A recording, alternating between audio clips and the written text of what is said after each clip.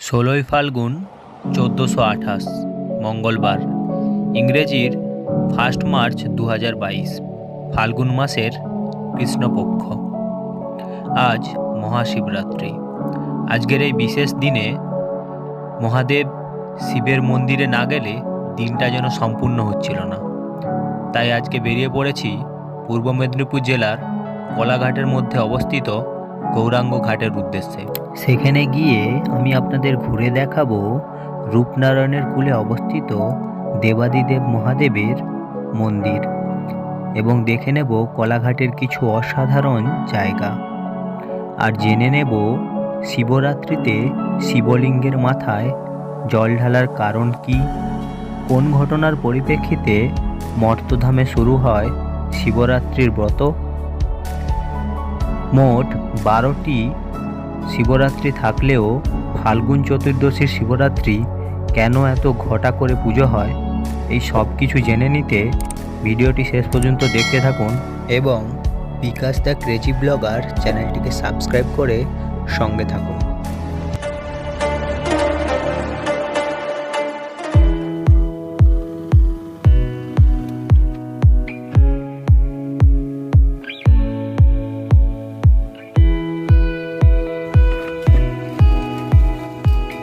Hello guys, welcome back to Bikash the crazy blogger. আমি বিকাশ আপনাদের জন্য চলে এসেছি আর একটি নতুন ব্লগ। আজকে আমরা বেরিয়ে পড়েছি অন্তর্গত কোলাঘাটের গৌরাঙ্গ ঘাটের উদ্দেশ্যে। ওখানে গিয়ে আপনাদের সাথে দেখা হবে। কোলাঘাট কিভাবে আসবেন? যদি আপনারা কলকাতা থেকে আসেন, যে কোনো পূর্ব মেদিনীপুর বা পশ্চিম মেদিনীপুরগামী বাস বা লোকাল ট্রেন ধরে চলে আসতে পারেন কোলাঘাট। যদি আপনারা খড়গপুর বা মেদিনীপুর থেকে আসেন, যে কোনো কলকাতাগামী বাস বা লোকাল ট্রেন ধরে চলে আসতে পারেন কোলাঘাট। কোলাঘাটে নেমে টোটোতে 10 টাকার বিনিময়ে কিছু সময়ের মধ্যে পৌঁছে যাবেন গৌরাঙ্গের ঘাট।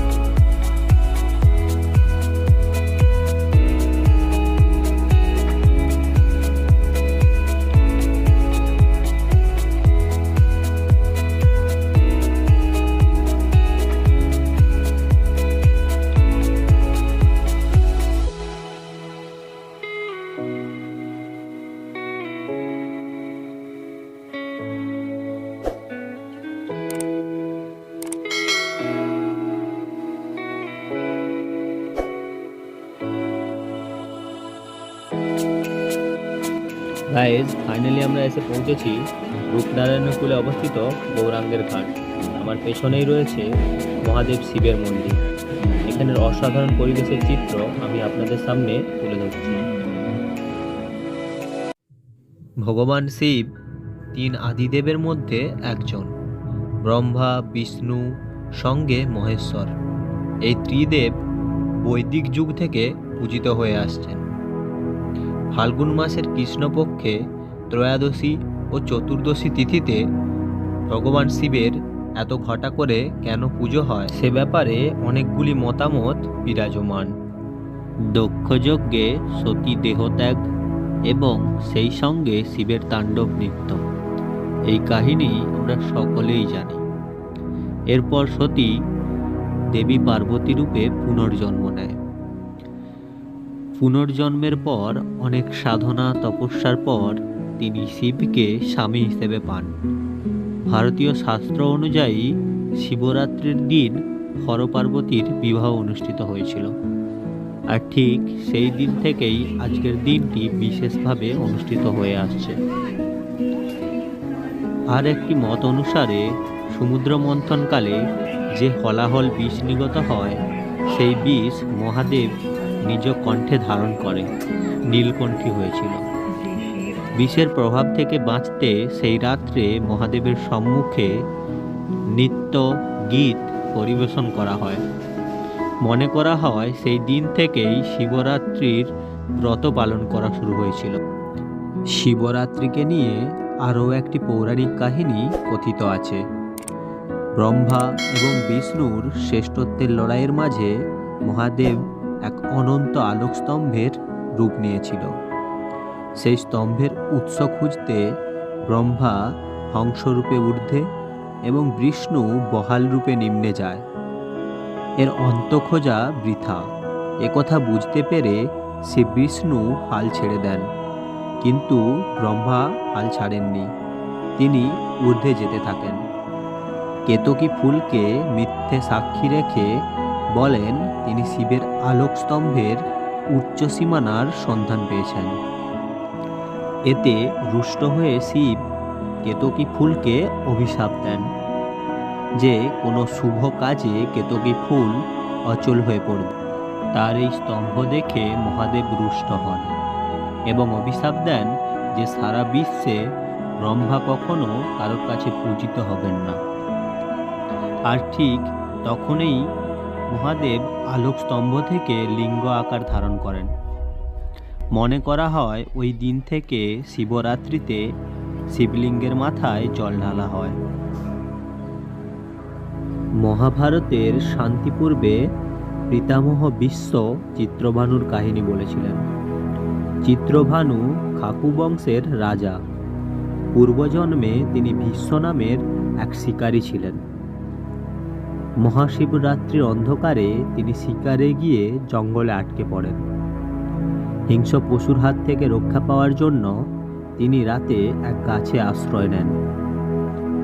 সকালে গাছ থেকে নেমে তিনি দেখেন গাছের নিচে একটি শিবলিঙ্গ রয়েছে। তিনি রাতে যে গাছটিতে আশ্রয় নিয়েছিল সেটি ছিল বেল্লপত্রে। তিনি নিজের অজান্তে গাছে ওঠার সময় কিছু বেল্লপত্র শিবলিঙ্গের ওপর পড়ে যায়। তিনি সকালে গাছ থেকে নেমে ভাবেন যে মহাদেব শিব তাকে রাতে হিংস্র পশুর হাত থেকে রক্ষা করেছেন।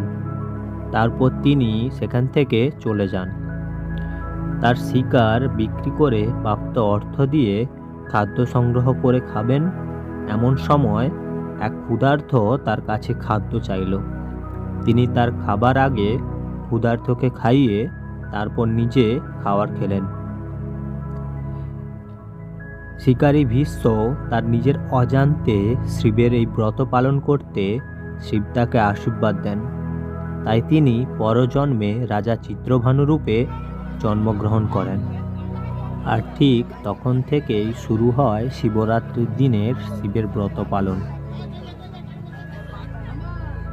শিবরাত্রি সম্পর্কে এতগুলি ভিন্ন মতামতের মধ্যে আপনার কোন মতামতটি গ্রহণযোগ্য বলে মনে হয়েছে অবশ্যই কমেন্ট করে জানান।